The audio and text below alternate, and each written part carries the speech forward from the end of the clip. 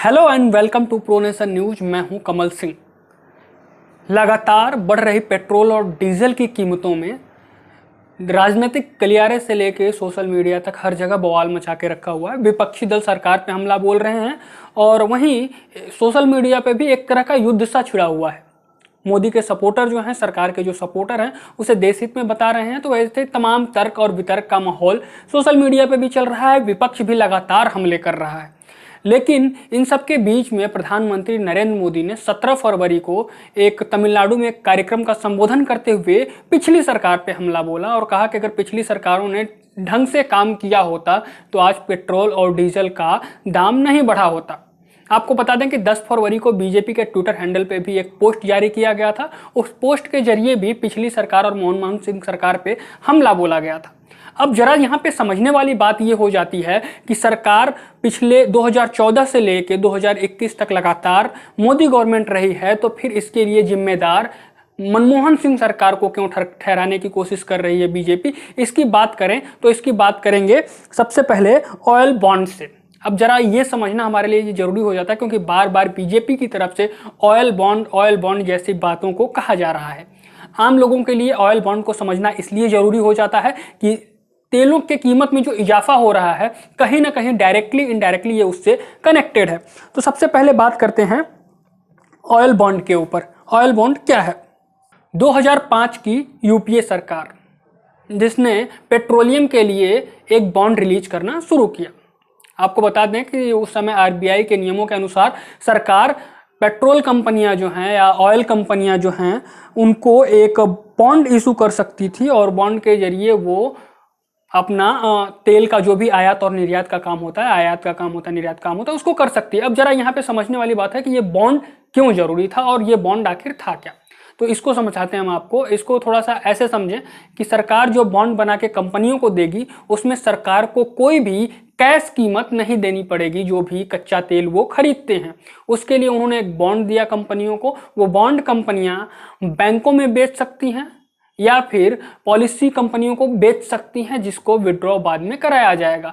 ये पॉलिसी थी। इससे फायदा ये होता कि सरकार के राजस्व पे बहुत ज़्यादा प्रभाव नहीं पड़ता क्योंकि कैश पेमेंट उनको नहीं करना पड़ता और इससे सरकार चलती है कि नहीं रह चलती है अब ये जिम्मेदारी बन जाती है आगे आने वाले सरकारों के लिए। ये एक तरीका था क्योंकि जब अपना जो रजिस्टर साफ दिखाना होता है, लेन देन का रजिस्टर साफ दिखाना होता है, तो सरकारें इस तरह की पॉलिसी लेके आती हैं और यही पॉलिसी 2005 में लाई गई। 2005 में बॉन्ड देना शुरू किया गया। 2005 में जब बॉन्ड देना शुरू किया गया तो ये तकरीबन 4 लाख करोड़ रुपए का बॉन्ड कंपनियों को दिया गया। ऑयल कंपनियां जो थी उनको दिया गया, जो कि किसी भी बैंक में जाके अपने बॉन्ड को बेच सकती थी या पॉलिसी कंपनी के पास बेच सकती थी। इस नियम के तहत चल रहा था। तभी दौर आया 2008 का। 2008 का ये वही दौर है जब वैश्विक मंदी आई। वैश्विक मंदी के दौर में ऑयल कंपनियों के पास प्रॉफिट नहीं हो रहा था, ऑयल कंपनियां नुकसान में जाने लगी। ऐसे में कंपनियां सरकार के पास पहुंची। सरकार के पास जब पहुंचती हैं तो सरकार से कहती हैं कि भाई अगर ऐसे चला तो अब मंदी आ जाएगी और हमारी कंपनियां हमें बंद करना पड़ेगा। तो सरकार ने क्या किया, बॉन्ड सिस्टम को फिर से खत्म करने की बात कही और 2010 में बॉन्ड सिस्टम को बंद कर दिया गया। जून 2010 में इस पूरे प्रकरण को डीरेगुलेट कर दिया गया। डीरेगुलेट यानी अब जो भी कच्चा तेल खरीदा जाएगा उसे कैश पेमेंट किया जाएगा। 2014 के अक्टूबर महीने में डीजल पे भी इन चीज़ों को लागू कर दिया गया। उसके बाद तब से लेके अब तक यही प्रकरण चल रहा है। 2017 में जब एनडीए गवर्नमेंट थी तो उसने डायनेमिक फ्यूल रेगुलेटिंग सिस्टम लाया। अब जरा इस सिस्टम को समझते हैं। इस सिस्टम में क्या होता है? ये सिस्टम होता है जो कि अंतर्राष्ट्रीय बाजार में कच्चे तेल की कीमत में उतार या चढ़ाव के अनुसार भारत में पेट्रोल और डीजल के दाम कम या ज़्यादा होंगे। 2017 में इस नियम को लाया गया। तब से यही नियम लगातार चल रहा है। लेकिन अब मोदी सरकार के लिए समस्याएं क्या क्या हैं? सबसे बड़ी समस्या मोदी सरकार के लिए क्या आ जाती है कि मोदी सरकार 2005 से और 2008 के बीच में जो बॉन्ड इशू किए गए थे, जो बॉन्ड ऑयल कंपनियों को दिए गए थे, वो 2022 से 2026 के बीच में मैच्योर हो रहे हैं। मैच्योर होने का मतलब है वो बॉन्ड पूरे हो रहे हैं तो सरकार को उसका भुगतान करना पड़ेगा, जो कि यूपीए गवर्नमेंट यानी मनमोहन सिंह गवर्नमेंट के समय में रिलीज की गई थी या दी गई थी कंपनियों को। अब जो पॉलिसी मैच्योर हो रही हैं उन पॉलिसियों की कीमत है 1,30,000 करोड़ रुपए। ये बड़ी रकम है जो कि सरकार को 2022 से 2024 के बीच में मैच्योर हुई पॉलिसीज को देना है।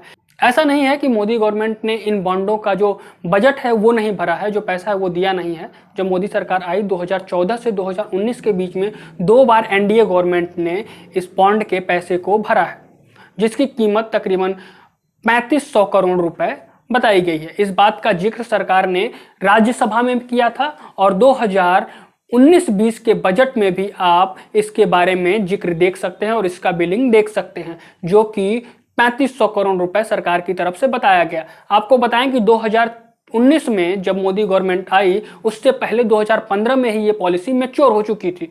2019 में जब मोदी गवर्नमेंट आई तो उसने इन सारे जो ड्यू पेमेंट थे उसका पेमेंट किया 3500 करोड़ रुपए का। अगर हम आपको बताएं तो 2019-20 में जब मोदी गवर्नमेंट आई थी तब ये बजट था 1,34,430 करोड़ रुपए का, जो कि वर्तमान समय में है 1,30,923 करोड़। यानी इससे स्पष्ट होता है कि एनडीए गवर्नमेंट ने 3500 करोड़ रुपए बकाया जो थे कंपनियों के वो ब्याज के साथ भरा है।